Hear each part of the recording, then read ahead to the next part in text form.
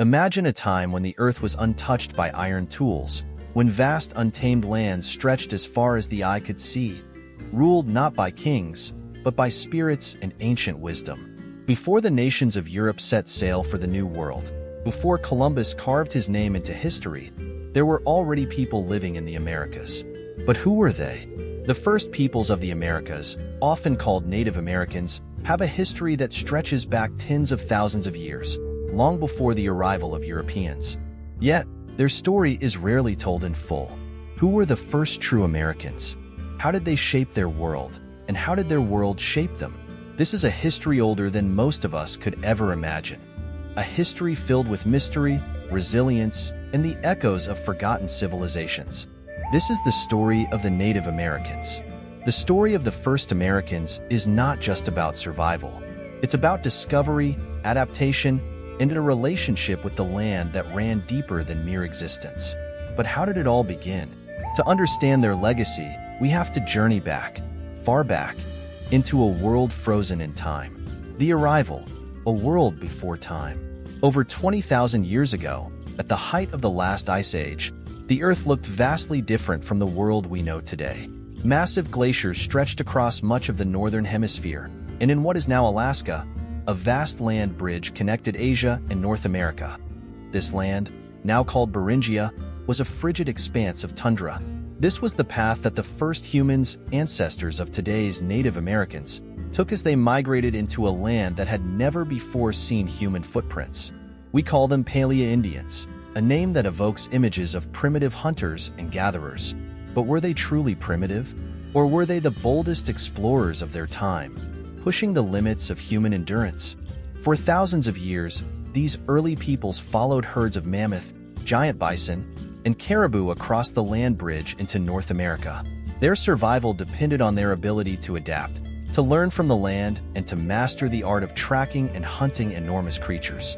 The tools they left behind, like the famous Clovis spear points, reveal their incredible ingenuity. But the Clovis culture was more than just a hunting society.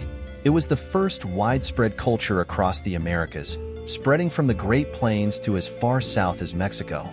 Their stone tools were advanced, their knowledge of the landscape vast. Yet, despite their remarkable achievements, the Clovis people and the great beasts they hunted both vanished from the archaeological record shortly after the end of the Ice Age. What caused their disappearance?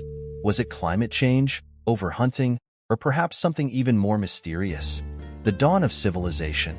With the end of the Ice Age came the rise of new civilizations. As the glaciers receded, the Earth blossomed into a new era, and native peoples adapted once more. This time, by forming complex societies that would leave their mark on the landscape for millennia to come. In the Mississippi Valley, an ancient culture began to take shape. They are known today as the Mound Builders, so named for the monumental earthen structures they left behind. These mounds, some of which still stand today, were more than mere piles of dirt. They were carefully constructed to serve as platforms for temples, homes for the elite, and burial grounds for their ancestors. One of the earliest of these cultures was centered at Poverty Point in present-day Louisiana. Built around 3500 BCE, the Poverty Point civilization was a major center of trade and ceremonial activity. Imagine a society where massive earthworks were designed without the aid of modern technology, yet precisely aligned with celestial events. Their trade network stretched across vast distances, reaching from the Great Lakes to the Gulf of Mexico. And they were not alone. The Adena culture, which thrived in the Ohio River Valley, and the Hopewell culture that followed, also created monumental mounds. But these cultures weren't just architects of earth and stone. They were artists and spiritual leaders, crafting intricate jewelry, pottery, and ceremonial objects that reveal a deep connection to the spiritual world. The Hopewell people, in particular, created some of the most elaborate earthworks ever seen. Some shaped like animals, others aligned with the cycles of the moon and stars. The purpose of these mounds remains a mystery. Were they observatories for celestial events? Burial sites for the elite? Or perhaps portals to the spiritual world? Whatever their purpose, these structures speak to a sophisticated understanding of the cosmos and an unbreakable bond with the land. A complex web of nations. By the time of the European arrival, Native American cultures had developed into a rich and diverse tapestry of nations.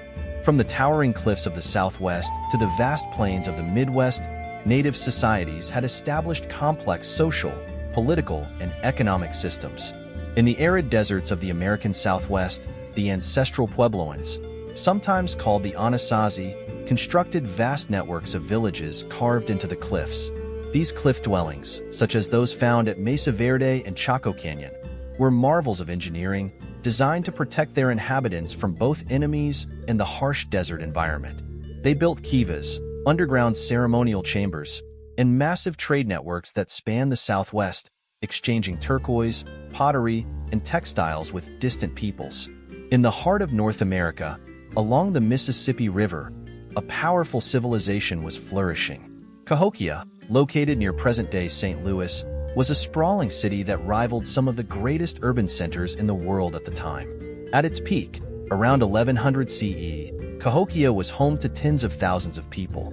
Its massive central mound, Monk's Mound, rose to a height of over 100 feet, dominating the landscape and serving as a symbol of the city's power and influence. Cahokia was a center of trade, agriculture, and religion. Its people cultivated maize, beans, and squash, staple crops that would later spread across the Americas.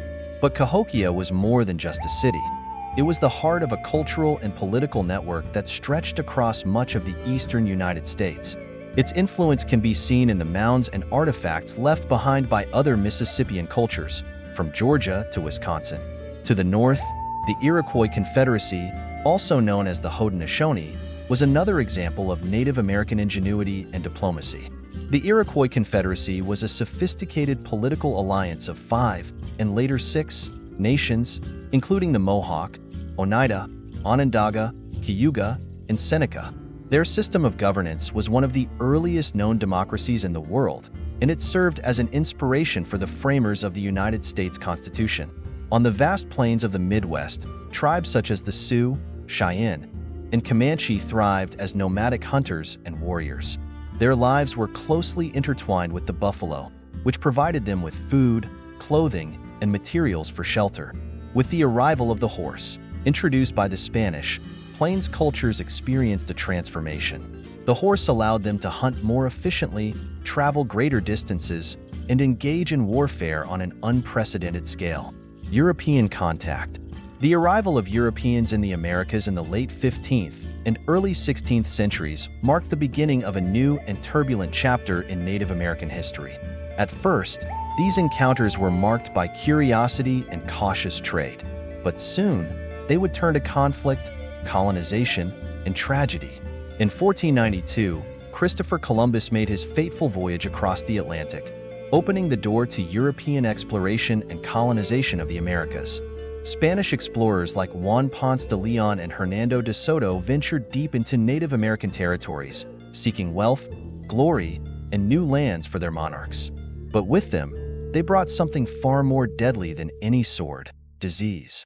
Smallpox, measles, and other European diseases swept through Native American populations like wildfire, decimating entire communities. In some regions, up to 90% of the native population was wiped out within a few decades of contact.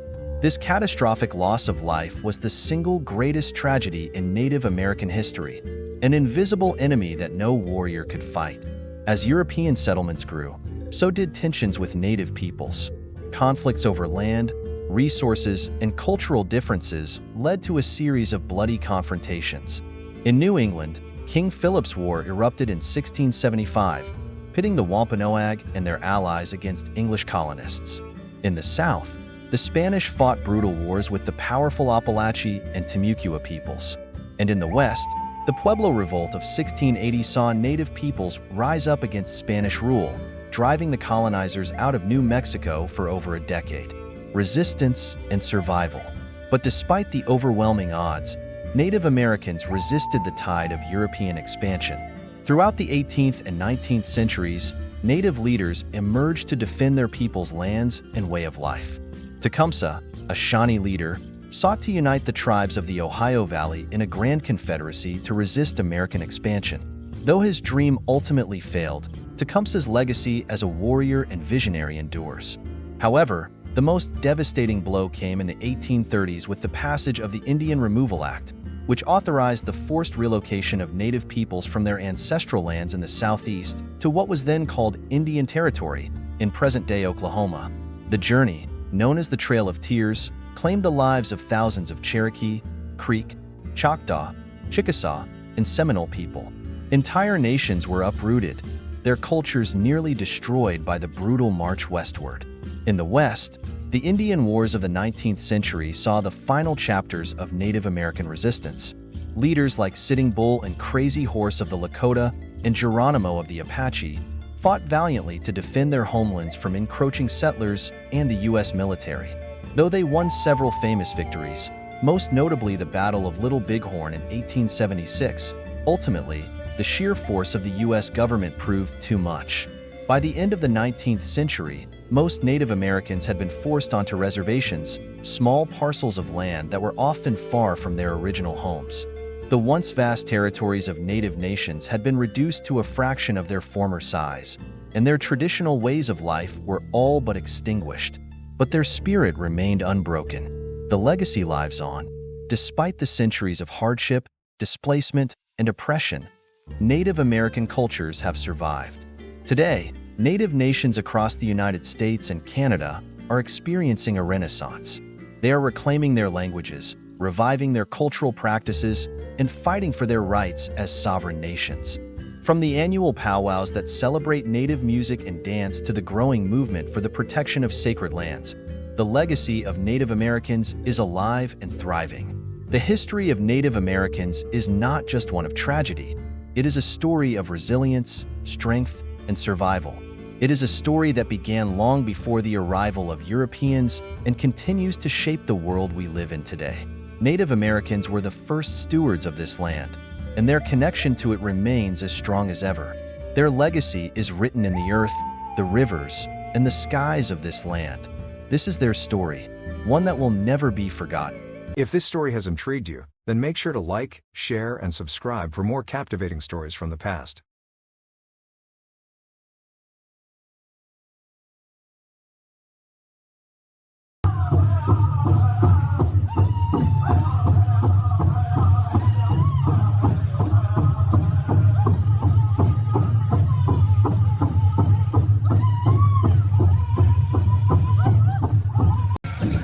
Beautiful movements from our women's jingle dancers. Keep that rhythm, ladies. Dancing 321, looking strong. 244 right behind. Take your time. Make those adjustments if you need to. All right, keeping that line moving. Beautiful colors out there.